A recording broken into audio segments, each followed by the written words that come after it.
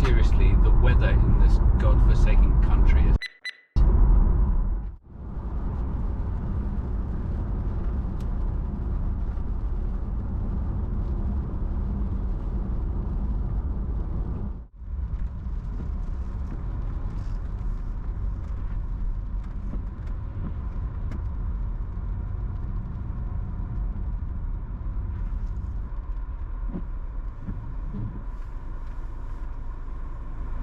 Oh dear.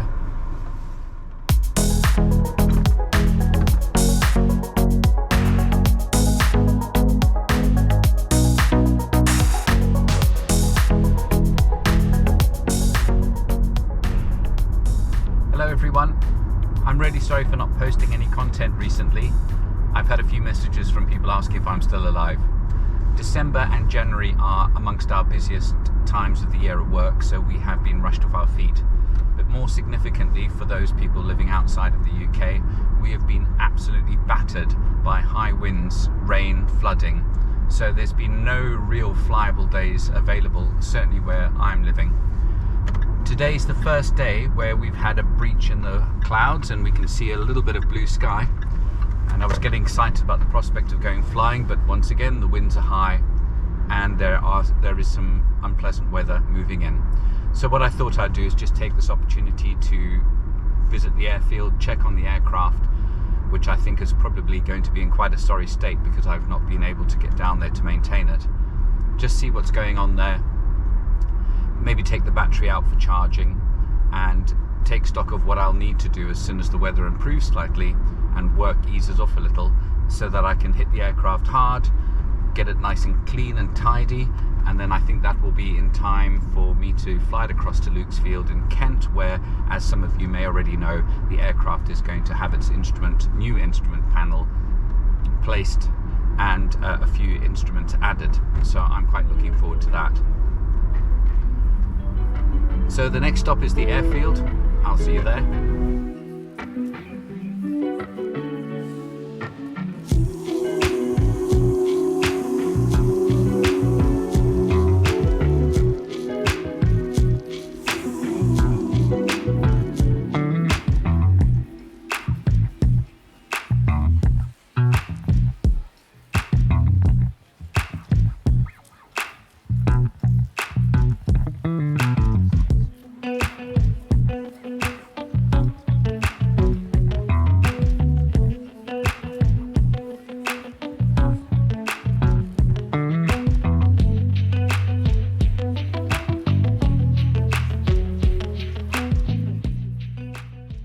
Well, I've made it to the airfield and there is no one else around.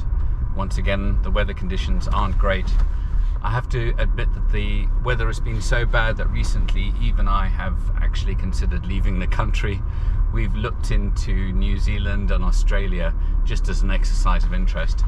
There is a chap on Instagram who flies a WT9 who contacts me on a regular basis from New Zealand with amazing pictures of the scenery there, and I think that that has helped fuel the fire of our thinking about leaving the country. I'm not sure that we would actually do it, but right now, when we're feeling pretty low about the weather and the business is taking up so much of our time, occasionally we dream about another life. Especially when I can't fly regularly, I think that is amazing therapy for me, being able to fly, and given that the weather conditions are so poor and I haven't been able to do that, I think it's easy to start imagining that life would be better elsewhere. But we will see. So I'm pulling up at the hangar now and let's check on the aircraft.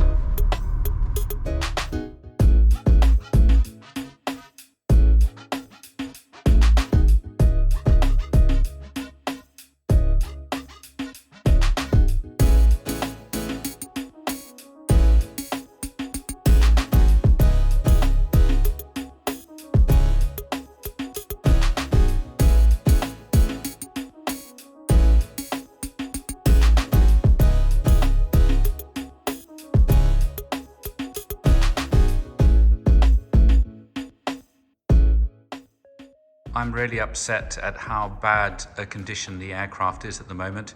It's covered in a thick layer of dust and there's evidence that water has been dripping down from the top of the hangar onto the aircraft and leaving marks. The tyres are flat on both sides. They've both lost pressure, which is not great. So I'm going to have to get those inflated before they start to sink beyond the point where there's damage. And there's also evidence of some mold on the aircraft as well, which is just horrible. Here you can see the mold growing on the side. It's just disgusting. I'm going to have to get down here and give it a really good clean. I haven't even looked inside the aircraft. Fortunately, inside things are looking much better than on the outside.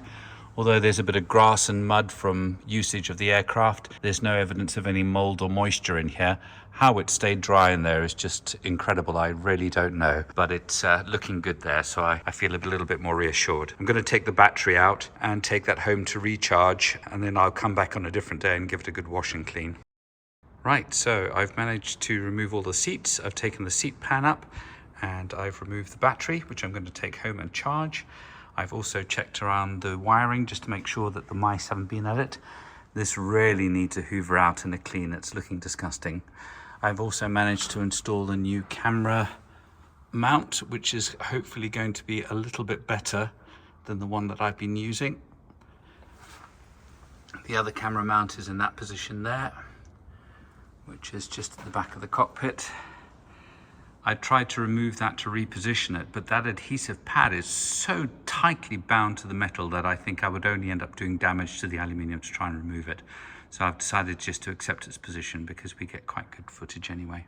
The one thing that I would say is the best money I've ever spent is this picnic blanket, which I've been using to cover the aircraft, and it has been so effective at preventing any moisture from getting into the aircraft and contaminating the inside. There was no mold. The only dust inside there is that from the normal transit in and out of the aircraft from muddy fields, etc. But no mold, no evidence of any water ingress. And I'm really pleased to say that I've checked all the wiring, checked the inside, checked underneath the seat pan, and there's no evidence that any mice have got in there and started to do any damage either, which was one of the concerns that I had. So when I come back next time, I'm going to be making sure that I wash and clean and polish the aircraft. I'm going to give it a good hoover out, replace the battery, which I've got ready to take home to charge, pump up the tyres, and then over to Lukesfield in Kent for the modifications, which will be probably the first flight that I take once the weather clears. The sun's still shining, but the winds are rattling outside. The weather's moving in, it's not looking good, so I'm going to get home, get warm again, and away we go.